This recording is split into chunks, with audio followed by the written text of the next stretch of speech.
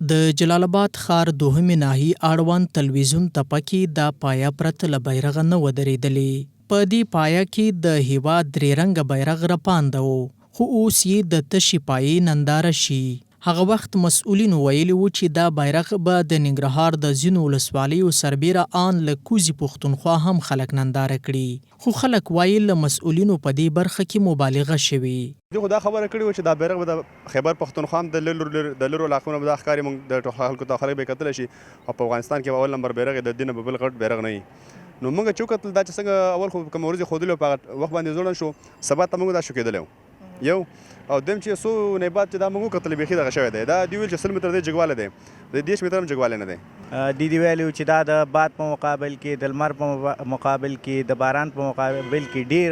کلکه ده او کلونه به دوام وکړي. زه خپله تللی یم، نو پاکستان ته هم تللی یم چې د هغې بیرغونه موږ کتلي دي، ډېر وخت کېږي چې دوام یې کړی ده، او زموږ دا ډېر د وعدې موږ سره کړي وو چې دا به ډېر وخت دوام وکړي او ډېر ښه کوالټي سره موږ جوړ کړی ده، او د ایران نه دا ټوټه راوړې ده، خو دا داسې کار ونه شو. که څه هم د دې لوړې پایې ترڅنګ په دې ولاړو کوچنیو بیرغونو کم لګښت راغلی، خو د تیزو بادونو پر وړاندې یو څه مقاومت کولی شي. د ننګرهار د والي ویان عطاالله خوږیاڼی د بیرغ ښکته کېدو لامل د بیرغ څیرې کېدل یادوي. همغه د بیرغ جوړېدونکو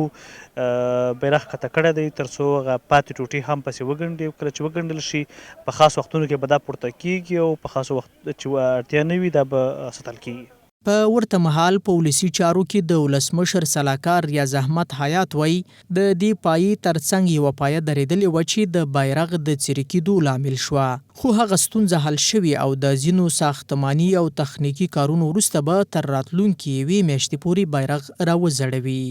بیرغ مو بیرته راښکته کړ او اوس بل نوی بیرغ یې را رسېدلی ده، همدلته له موږ سره ده، او په هماغه اندازه باندې چې 25 په 45 کې ده. هغه د افتتاح په ورځ هم ما دا ویلي وو چې د هیواد د ازادۍ د سلمې کلیزې په ویاړ باندې موږ دا افتتاح کړی، او ځینې تخنیکي کارونه او ساختماني چارې د دې پاتې وي. دا په داسې حال کې ده چې د یادې پایې د پورته کېدلو پر مهال مسؤلینو ویلي وو د اسیا په کچه به دوهم لوی بیرغ په دې پایې کې رپېږي، خو خلک هغه وخت پرې بې باوره شو چې د ازادۍ له ورځې څه موده وروسته بیرغ څیري او پایه بې بیرغه شوه. جاوید رازمن، انعکاس راډیو تلویزیون، جلال آباد.